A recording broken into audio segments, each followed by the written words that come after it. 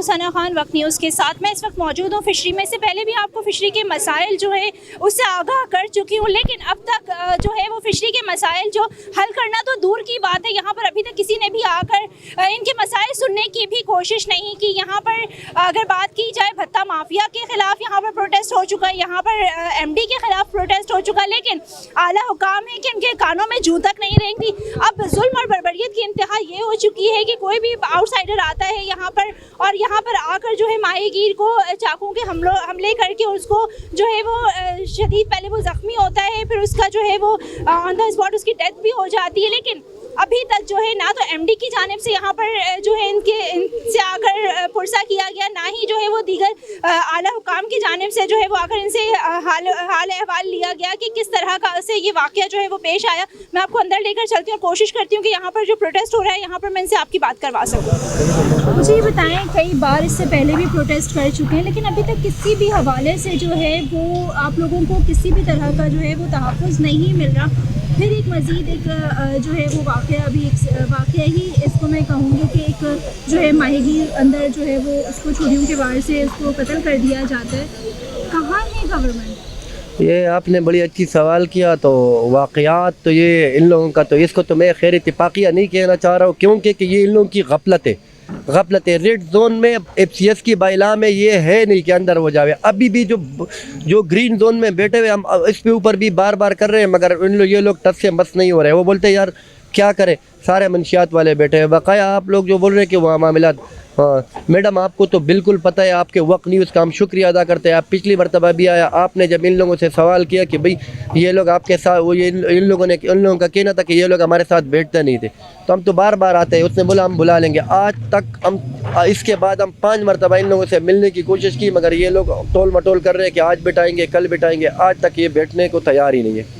तो अभी जिसको छुरियों के वार से कत्ल किया गया, उसके लवाहिकीन के साथ बैठकर कोई बातचीत हुई, किसी तरह का कोई अफसोस के लिए कोई आया MD की तरफ से या आला हुकाम की जानिब से?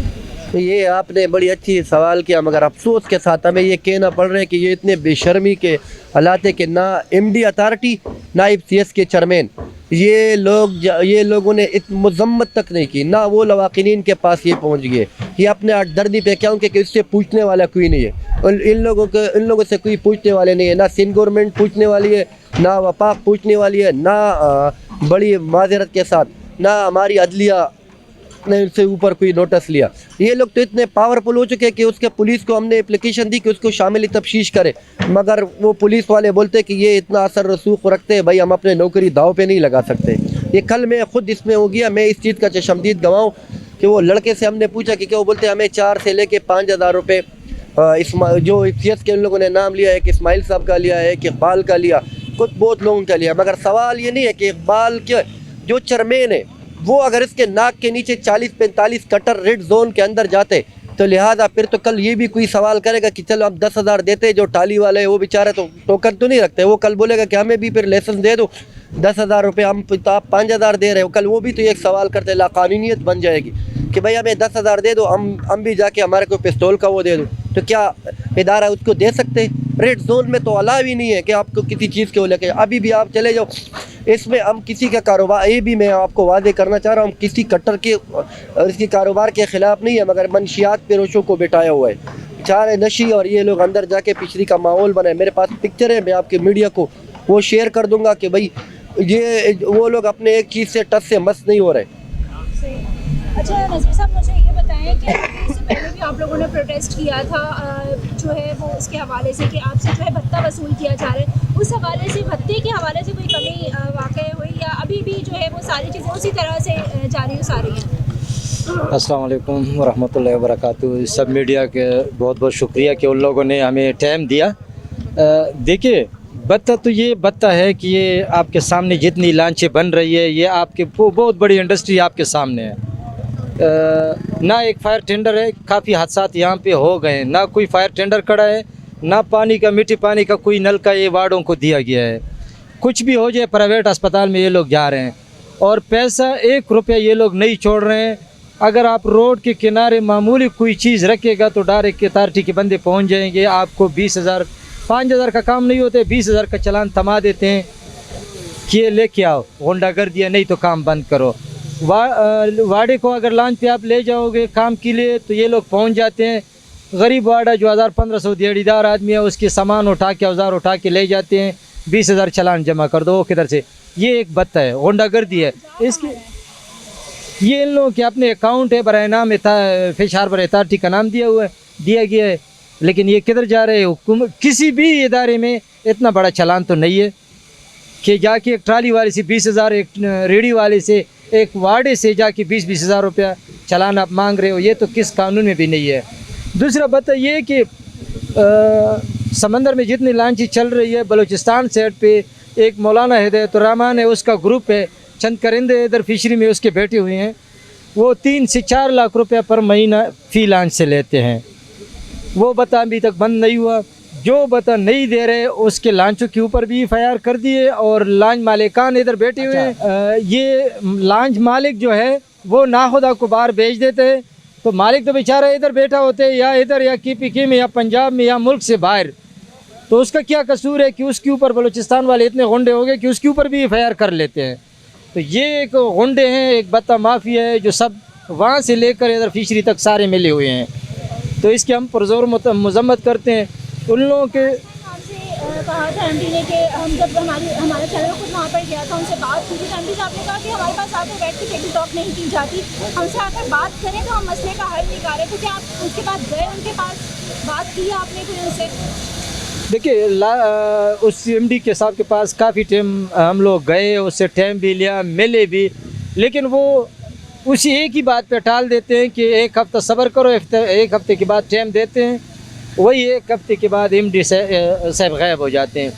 FCS वाले तो किसी हिसाब में नहीं है, उसको तो पैसा चाहिए, बाकी कोई मरे या ज़िंदा रहे, इंडस्ट्री मुकम्मल जाके तबाह व बर्बाद हो गई, उन लोगों को इस चीज़ से कोई वास्ता नहीं है। उसको मैया में 22% चाहिए और इसमें मच्छी में 20% चाहिए, चेन में 40% चाहिए, बाकी कोई ज़िंदा रहे कोई मरे, किसी का कारोबार तबाह हो, उन लोगों का 1 रुपया, लोगों के अरबों रुपया लगा हुआ है, उन लोगों का 1 रुपया भी लगा नहीं है, उसको क्या है। मुझे ये बताएं कि यहाँ पर जो है ये ट्रॉली वालों से भी भत्ता लिया जा रहा है, तो इस हवाले से लास्ट में भी प्रोटेस्ट हुआ, हल कोई नहीं निकला। तो आगे अगर मज़ीद ये गुंडागर्दी इसी तरह जारी रही तो आगे का दायमल क्या होगा?